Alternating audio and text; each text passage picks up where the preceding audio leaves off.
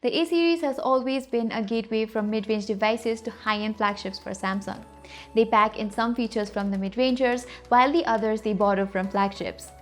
This is the case for a long lineup of Samsung's A series smartphones, and that is the case yet again here. This is the Samsung Galaxy A8 Star, Samsung's answer to the growing number of cheap high-end Chinese smartphones. So is this device a star of the smartphone galaxy? Let's find out.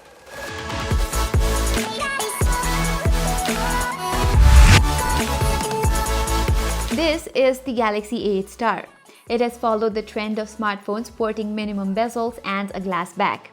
What we get with it is a boxy design that has sharp edges all around.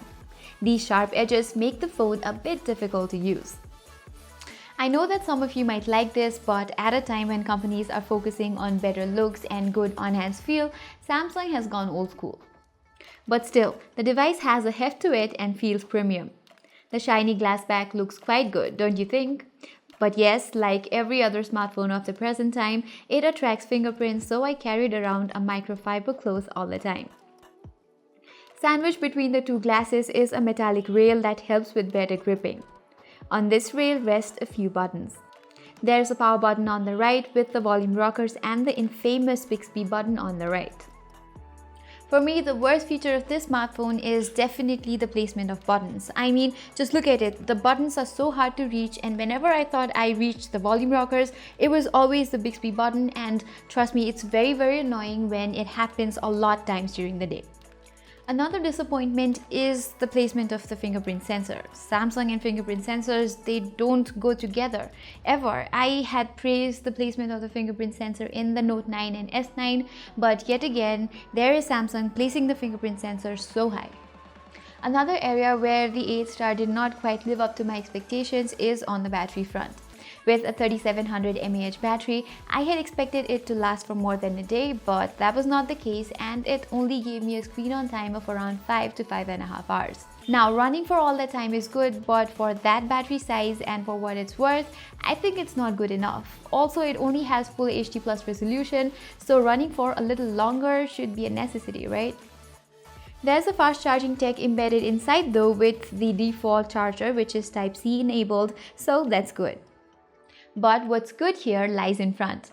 The A8 Star follows Samsung's trend of having a top-notch display, even though there is no notch here. The front has a tall 6.3-inch Full HD+ display with shredded top and bottom bezels just like the A8 Plus.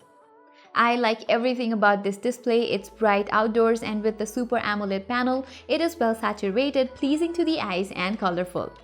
It certainly gives other smartphones a run for their money. If you compare it against the OnePlus 6, which is available in a similar price tag in some countries, they look quite similar to the eye. However, the bezels could have been a little shorter to make the phone look even more attractive. Now let's talk about security. Like every other smartphones in 2018, this one too comes with two security options, facial unlock and a fingerprint sensor. The fingerprint sensor gets unlocking right every time and is a little faster than some of the Samsung devices. The face unlock, on the other hand, takes a second to unlock the device, so you have that. Onto the performance, the A8 Star features a Snapdragon 660 processor with 6GB of RAM. I have no complaints with the CPU whatsoever. It performs all your basic tasks flawlessly, and lags are already the things of the past in Samsung smartphones. It has been able to handle my day-to-day usage efficiently as well. However, you can only play PUBG in medium settings, which is kind of a bummer since we can play it in high settings in the similar price OnePlus 6. So the talking point here is the price. The A8 Star is surely expensive when compared side by side with the OnePlus 6 that features a Snapdragon 845 chipset.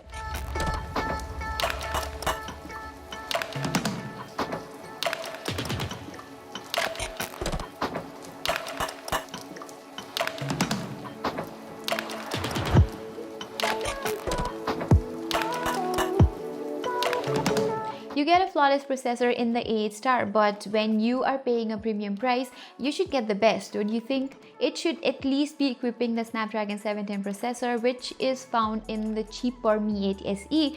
And if you talk about RAM and ROM, it does not feature DDR4X RAM or UFS storage, so does the pricing justify everything? On the software front, the device comes with Android 8.0 Oreo with Samsung's Experience UI 9.0 on top.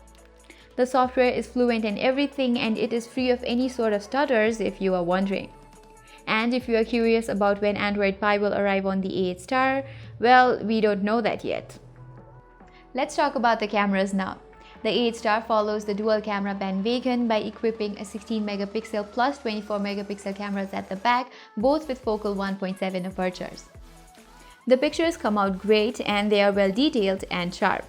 They are saturated as well, but if you compare it against some of the other devices of this price range, you will see where it shines and where it falls behind. The best part of the images I shot is certainly the details captured. The OnePlus 6 loses a lot of details when you zoom in. However, if you see the golden colored plates on these images, you will notice how artificial it looks. And even though Samsung's phones shoot oversaturated images, the OnePlus 6 certainly outperforms it with the saturation and colors front. Also, the OnePlus 6 retains a high dynamic range, whereas the A8 Star falls only a little behind in that aspect. There is also the live focus mode on the phone, which lets you toggle the intensity of blur. The fake blur is indeed good, but if you zoom in, you can easily notice the areas around the head where it hasn't been able to blur out properly. Compare it against the OnePlus 6 and you will notice the 6 doing it better right away. The rear cameras on this device are capable of shooting FHD Plus and 4K videos at 30 fps. Now, I tried full HD videos on this device and even without stabilization engraved, it takes stable videos with good colors and zoom capabilities. And yes, it shoots slow motion videos as well. I will let you be the judge here for this video. Let us know how you like this feature. During the night time is where the things get interesting. Although the pictures are noisy and slightly grainy, they are well saturated and retain the colors quite nicely if you ask me. If you zoom in the pictures, you will notice the loss in quality, but for what it's worth, it definitely takes some decent pictures. On the front side rests a 24 megapixel selfie camera, which is the highest count of megapixels on any Samsung selfie camera. Samsung has definitely taken a step forward to vie against other smartphones like Oppo and Vivo, among others. Take a look at some of the samples here. All of these images have good details and they have captured a natural skin tone. You can also apply a lot of stickers on your selfies if you want to. There's also a night mode for selfies, but I didn't see any major difference here. So all in all, Samsung has finally felt the necessity of focusing on selfies as well. The A8 Star packs in a bottom-firing speaker. The speaker is alright to fill up a small room, but it is nowhere close to the stereo speakers of the Note 9 and the S9.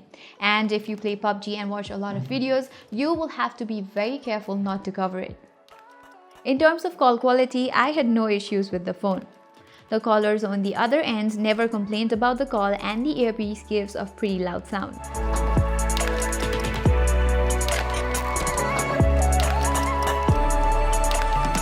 To conclude, yes, the Galaxy A8 Star is a good device, no doubts on that. It has a crisp display, a flawless processor, good set of cameras both front and back, and everything you would wish in a good smartphone.